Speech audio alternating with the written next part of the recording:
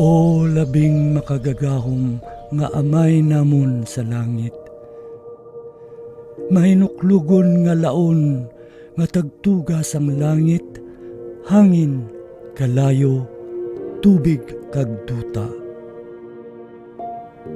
Tanda ining imong timawa, kabay ining pag-ampo, magadulot sa amon sang kabuhi nga himaya. Salamat sa mga bugay nga imo ginpaambit sa amon. Salamat sa kabuhi nga ginadulot mo sa amon nga himpit. Salamat sa maayo nga panahon kag ilabi na gid sang imo katutom sa amon. Bendisyone ang imo katawhan. Bendisyone ang ila mga palangabuhian. Bendisyone ang mga panggas sa amon mga talamnan. Bendisyone ang ilang nga paglugayawan sa iban nga kapungsuran. Kabay makalabot sila nga walay sablag sa ila pagapadulungan. Kag ila binagid, bendisyone ining isla sang Negros nga amon natawhan.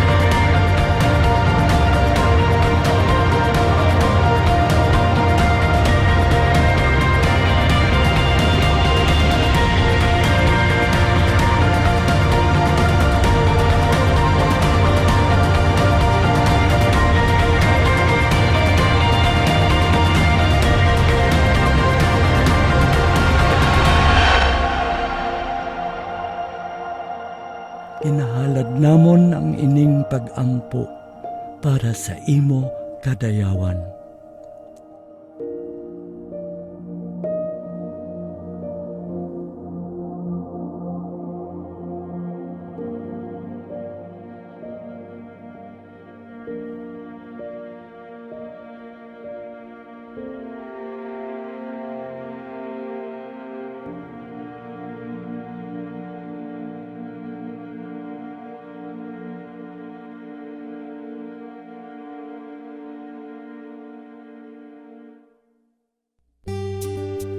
The Negros Museum for 24 years commits to promote, preserve, and provide deep awareness of the past and present stories of Negrense culture, history, and traditions, as well as to bridge the gap between generations. Aside from proudly featuring the different stories of hard work, resilience, and bayanihan, the Negros Museum has also created programs and initiatives that strengthen and have provided endless opportunities for local professionals and emerging artists, cultural workers, and art enthusiasts. However, in this unprecedented time of the pandemic, we, the cultural workers, as well as our local artist partners, were one of the most affected individuals in this world crisis. With this, in partnership with the Cultural Center of the Philippines, under the Cultural Exchange Department and its program initiatives, Kalinga ng Sining, Art for Healing and Transformation, the Negros Museum proudly presents a month-long set of online segments and activities that aims to highlight, revisit, and revitalize the Negrense history, heritage, culture, and artistic practices, as well as to engage and educate local audiences and communities. Ladies and gentlemen, we proudly share with you the first ever virtual launching of the Panakayon Journey into to heritage, culture, and history. Our valuable partner, the Cultural Center of the Philippines, under the leadership of President Nick Lizaso and Vice President and Artistic Director Chris Miliado. Also to the CCP Cultural Exchange Department Head, Chingay Bernardo, our local artists, friends of the museum, and audiences nationwide. It is with honor and delight to welcome you all to this first ever online program, launching of the Panakayon Journey into Heritage, Culture and History, under the CCP Cultural Exchange Department program initiative, Kalinga ng Sining, Arts for Healing and Transformation. Despite the difficult times brought by the pandemic, we are still happy and proud to be standing tall, continuing our mission to be the home of the most relevant stories that are significant to our Negrense history, stories that have passed on by many generations and those that primarily reflect the Negrense value of resiliency and hard work. All throughout the years, we have proven that we are not merely an organization that serves itself, but rather an institution that commits to engage communities and create programs that pave way for opportunities not just to local artists and cultural workers, but especially to the youth and the children of Negros, for we owe to their generation the preservation and the future of our rich culture and heritage. As we all witness this momentous occasion, we would like to invite you once again to come paddle with us, join the waves, listen and be heard. Madamo gid nga salamat, kag padayon kita tanan. Hello everyone, I am Chingay Bernardo of the Cultural Center of the Philippines Cultural Exchange Department. We are sending our warm wishes to the Negros Museum and the Negros Cultural Foundation for the launching of Panakayon, a journey into heritage, culture, and history.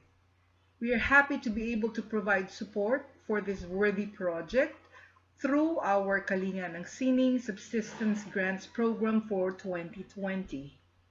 Despite our inability to visit museums, watch performances inside theaters, or participate in art workshops, Panakayon is making use of new online tools to be able to bring to its audiences the cultural heritage of the Negros province.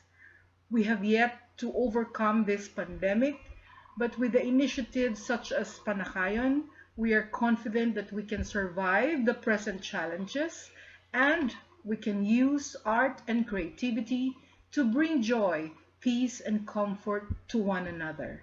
Congratulations to Negros Museum and the Negros Cultural Foundation.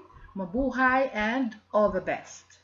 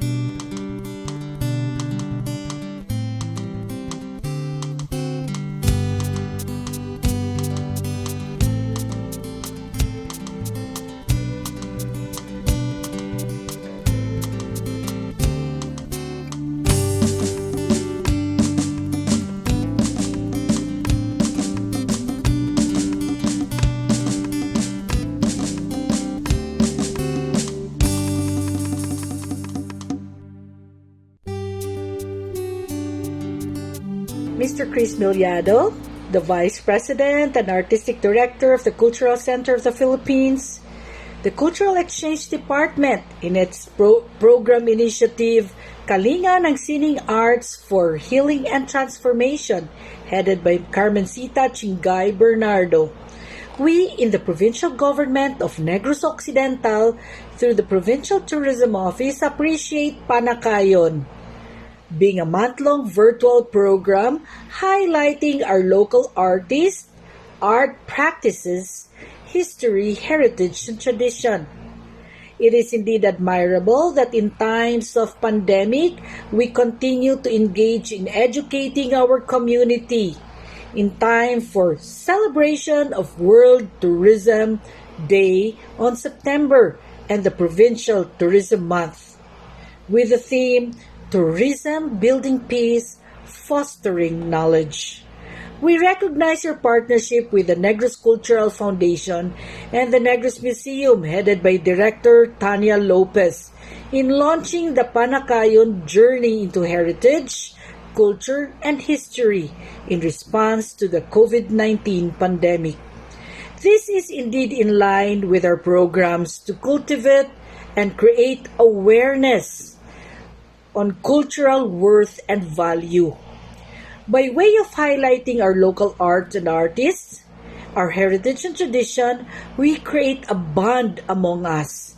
It is in music and dances that we unite with other people, no matter where they come from and whatever beliefs they have. This is how we contribute in building peace and foster knowledge. Congratulations on the Panakayon and Happy Tourism Month. Hi, I'm amazed that at a time like this, we have something like this, Panakayon, a journey into our heritage, culture, and history. Well, I'm so amazed because I know everybody is preoccupied, but for us to realize that there are still people like you who really treasure our heritage, culture, and history, then that's quite a big inspiration. We know that many things will come and go. Even this virus, it has come, but we do not know when will it really go. But for sure, in the long run, it will go. But then, heritage, culture, and history will always be a part of us. And perhaps this is a very good time for me to somehow share with you that our dream to put up an honest-to-goodness museum of our own in Bacolod City is about to come true. Senator Mig Subiri has pledged 163 million, and we've been informed there is already a budget for this. We will have that big museum for Bacolod with an auditorium, and it is going to stand hand in hand with our proposed Coliseum. So there is something for you to look forward to, and we hope to see that many of you will somehow be involved in this project. So thank you so much for being there, and thank you for being our inspiration. And yes, we are so inspired that there are people like you who can weather things like this, and no matter what is happening around us with this virus attacking us and the environment so different as what it was before, ara pa kamugyapon. So we're just glad in Bacolod that there are people like you, our artists, our people who will be there, not only to be doing this journey into our history, culture, and heritage today, but we are assured now that with you, that journey will go on and on. Thank you, congratulations, and welcome to your opening.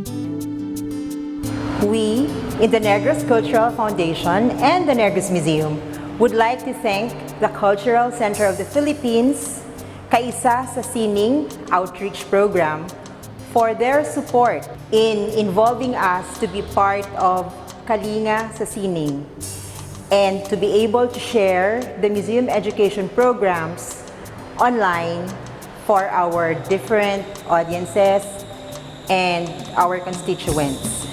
We are very privileged to be part of this network, and we invite everybody, friends, teachers, students, young people, old people, to journey with us in Panakayon, which means pamana, kultura, panublion, kag taliambong. So we hope to see you soon this coming September in our Facebook page in the Negros Museum. Thank you so much to all those who have joined us in our first ever virtual opening and launching program of the Panakayon Journey into Heritage, Culture, and History.